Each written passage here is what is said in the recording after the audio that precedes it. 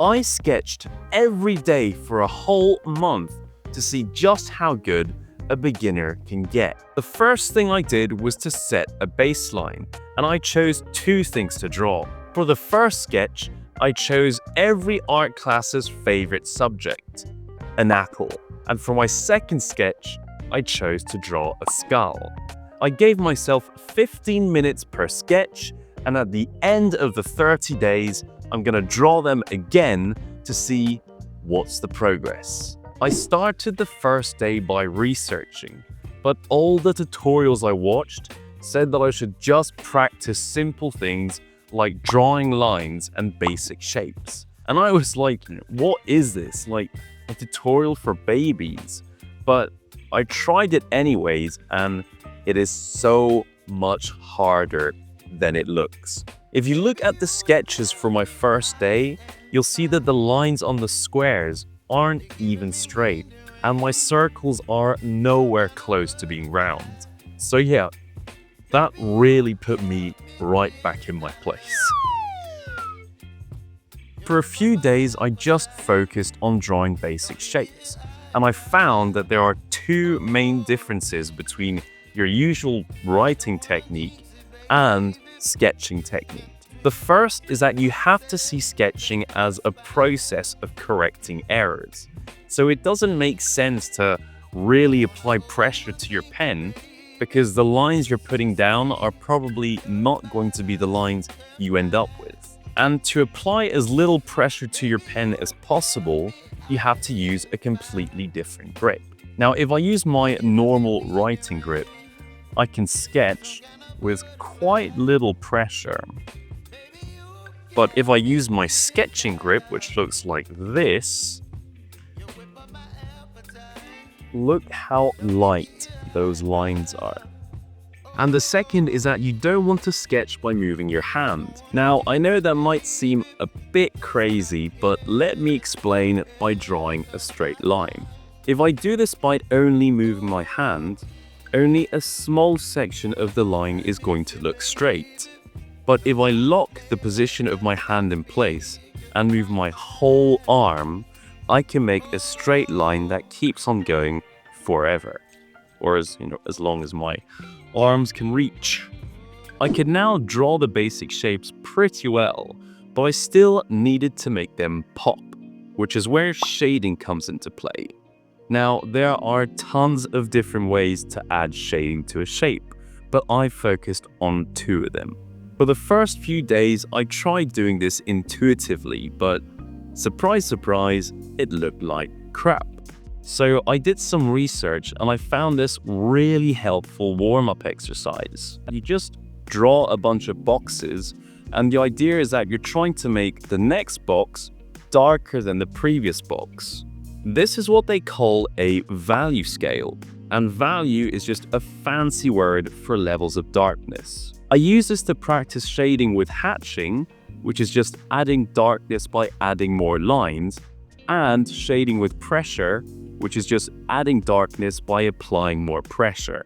And making these value scales does two things.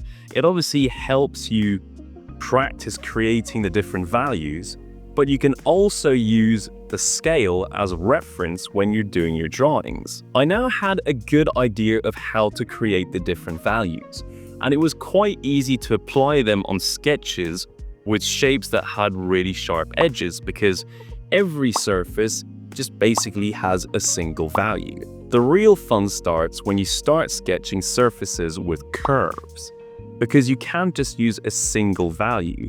You have to create these smooth transitions between values. And again, I tried to do this intuitively, but... So I went to an art store and I grabbed myself one of these to use as a reference. And so the reason you want to practice on a shape that has a single color is that the only thing that's going to affect the shape's value is the shadow. So when you're shading a curved surface, you can break it down into two areas. So the light side, which is facing the light, and the dark side. And you can further split the light side and the dark side into its different components. But the main thing you have to remember is that all the values on the light side are going to be lighter than all the values on the dark side. This took a lot of time and practice, but what I found really helpful was to play a video and to try and sketch along with the video to see if I could get a similar result. And that worked pretty well. We all know that to sketch something, you just have to break it down into simpler shapes that are easier to draw. And I now know how to draw simple shapes, so the rest of it was a piece of cake. I quickly realized that I had no idea how to draw things in the correct proportions. Everything I drew was either too squished or too stretched, or the angles were completely wrong, and basically all my sketches looked completely disfigured. So I did a deep dive in proportions, and I finally figured out why all artists spend so much time looking at their pens. What they're actually doing is measuring their subject's proportions. If we take my water bottle, for example, we can estimate the shape of it to be a rectangle, but how wide is it compared to its height? Take your pen and hold it at arm's length, and try and compare the two distances. If the bottle is this wide, then its height is about 3 times its width. And so you can just draw a rectangle that's 3 times higher than it is wide. And it's a good idea to try and measure everything compared to the same reference point, because if you compare everything to the same reference, you're less likely to make mistakes. And another helpful tip for proportions is to try and find alignments.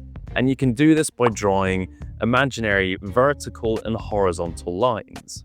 And so if on the subject 2 things line up, then obviously on your sketch, you want the same 2 things to line up as well. And you can also take this even further by trying to identify basic shapes on your subject. And if these basic shapes on your sketch have the same proportions and angles and size as the shapes on your subject, then you know you're doing pretty well. I was pretty happy with the sketch, but the more I looked at it, the more something just seemed off.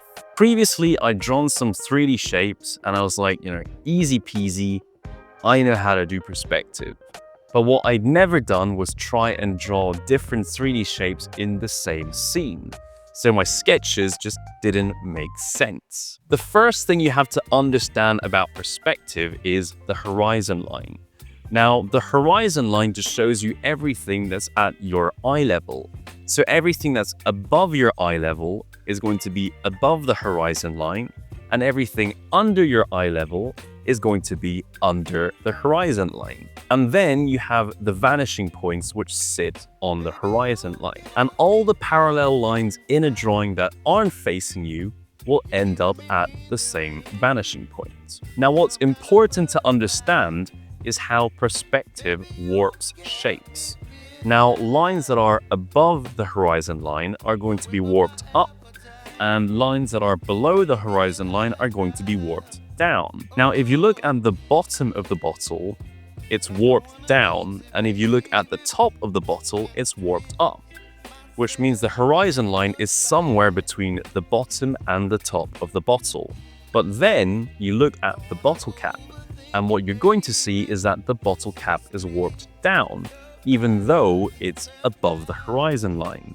So for this sketch, the proportions are right and the shapes are good, but the sketch is completely ruined because I didn't have a basic understanding of perspective. I spent the next few days practicing everything I just learned before I went back to the initial 2 drawings to see my progress. So this is the final apple drawing, and I'm quite happy with it because I know the proportions are much better and the shading looks a lot more smooth.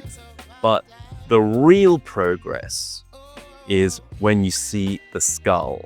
I mean, if you compare this drawing to the initial one, they look nothing alike. I mean, on the old one, the proportions are completely out and it just doesn't look good at all. But this looks pretty damn good. there you have it. That was 30 days of sketching. I really hope you enjoyed this video, and if you did, consider subscribing so you can see more stuff like this. See you in the next one. Ciao! You're chilling in the rain. You're some kind of butterfly.